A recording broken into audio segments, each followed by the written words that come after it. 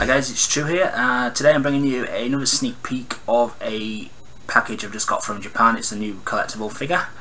Unfortunately, this is the second attempt at recording this because the first time my recording software decided not to record. So unfortunately I've already unboxed the damn thing. So it's not what I wanted to do originally, but you're gonna have to bear with me. It's from Japan again. It's the second one I've got off these guys. It's this nice presentation card I can put in there, and if anybody's interested in collecting these figures or anything like that, I'd certainly check these guys out. There's the website there. These guys have been amazing. I've only used them twice because I used to just purchase these from a UK supplier, but obviously they were adding their own little slice of the cake on there, so I'm going to cut the middleman out and get it directly from these guys. Ami.com, I think it's pronounced. This package basically took 2 days to get from Japan to the UK. It's been a week since it's been posted. The rest of the time it's just been hooked up in UK customs, and then they obviously had to send a letter to me saying there was some custom charges, which I unfortunately got scammed for again. But it still works out about £10–15 cheaper than actually buying it off somebody who's imported it to sell.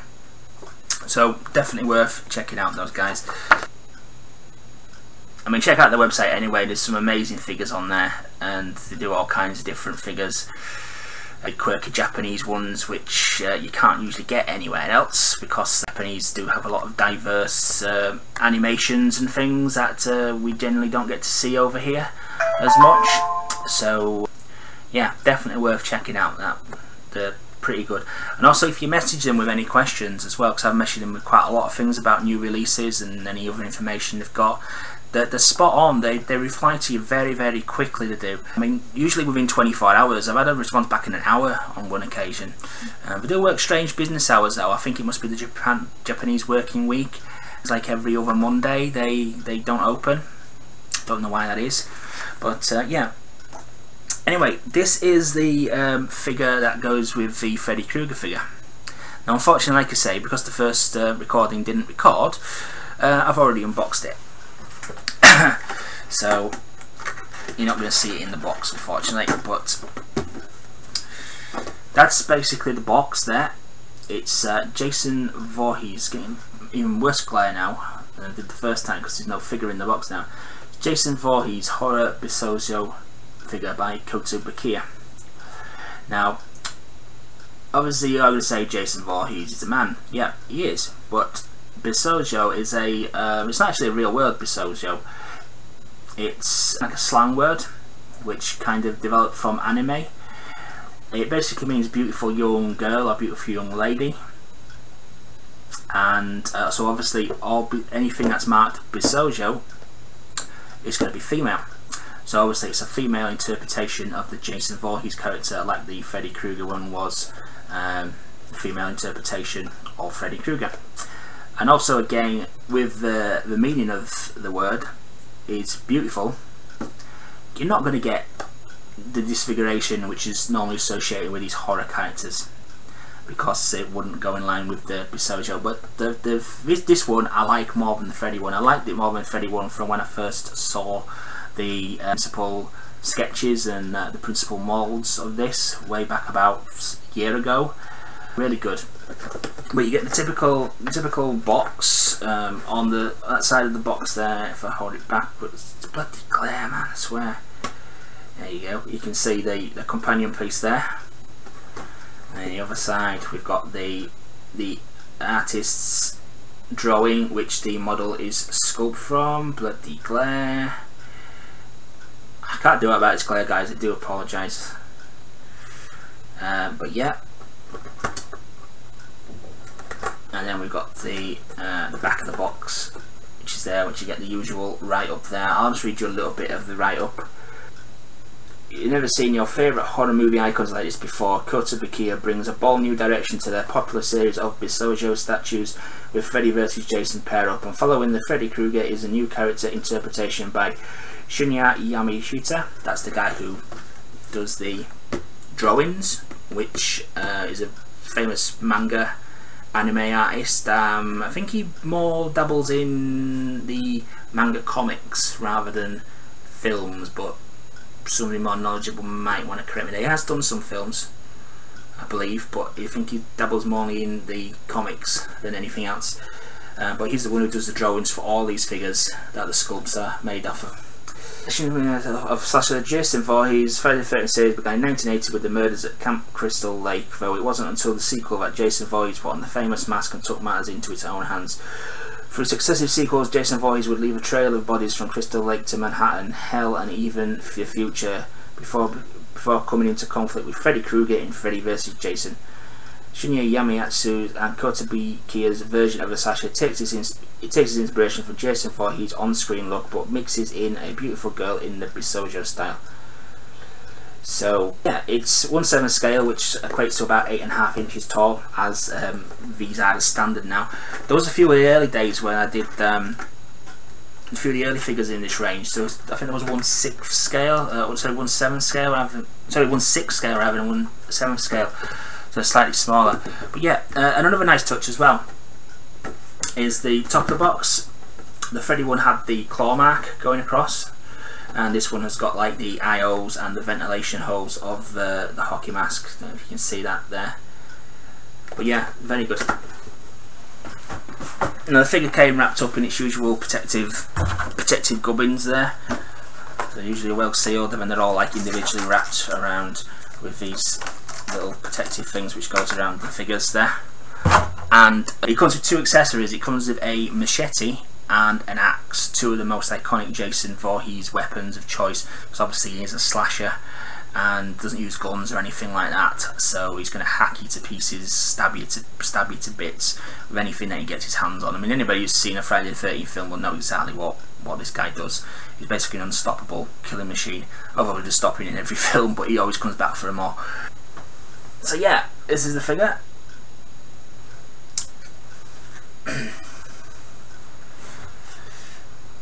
And there you go, there's a sneak peek of the figure there. I love this one more than the Freddy figure. I'm going to go in and do my usual video of this. I'm going to do that for next week's episode. There'll be the more detailed look of it there. But it's just a quick sneak peek of the actual figure itself there. The accessories were a pain in the ass to fit. Kotobukiya statues, I always have nightmares with the accessories. The machete wasn't too bad, it just literally slotted into the handhole. But the axe was... I actually had to watch somebody else set the figure up to figure out how to do it, because the end of, I think you can see that the end of the handle there is bigger than the hole in the hand. So that obviously wasn't the way to do it.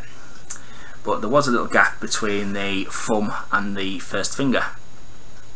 So what you had to do was you had to squeeze the axe through at this higher point of the axe. I don't know if I'm showing this very well. The higher point of the axe here, the wrong way round, so it's upside down, because the axe head needs to point downwards. That's how the figure's set. So you had to have it pointing upwards to click it into place, and then you had to rotate it 180 degrees so the axe faced the other way around, and that made it fit in the handholds. But I could not figure that out for the life of me, and they usually include a little instruction manual when there's any accessories, and even then it's still a ball ache to do, because these are like measured to the millimetre, so if there's anything slightly out, it's a nightmare to get in. They're not usually out, but they're usually so tight and there's no wiggle room, no flexibility there. Just a tip for anybody who collects these as well: if you're struggling to get a character on the base into one of the base clip holes, or an accessory in, or anything that attaches to the figure, your best friend is petroleum jelly. That's the best tip I can give you. Just put a light coating on the actual two surfaces, so in case it was the handholds and the axe and the machete handle, and it makes it a hell of a lot easier to actually slot these accessories in. I'm telling you, it just makes it, I mean, I've used it on my Wonder Woman statue, which you can see here, to get the knives in. Usually these figures clip into bases as well. These two figures are magnetic bases, which is new to the series. But usually sometimes they're tough to actually fit into the base holes as well. So again, whack the petroleum jelly on there as well, and it just makes your life an awful lot easier. I mean, sometimes the figures force that you can get them into a certain extent, but they won't go fully down, so you can still see a little raised bit of the peg sticking out the base. But what the petroleum jelly does, obviously, it basically reduces the friction and the resistance between the two plastics, the two PVCs rubbing together, so it makes it so it slides in an awful lot easier. That's definitely the way to go to do it. But yeah, absolutely love this figure. It is just a quick sneak peek. Like I say, I'll just give you a quick look again there. A classic hockey mask. Got the crop top there. Jason obviously is stacked as hell. I've got the tattered torn jeans there. Have a look around the back of the figure there. Got again the torn jeans there, and the flowing classic Jason coat there, and obviously the iconic hockey mask. And just so you can see them both together.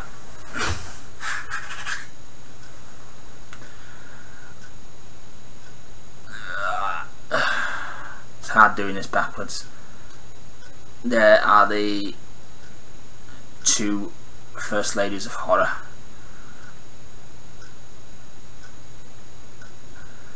Two of the most vicious horror slasher villains in the genre.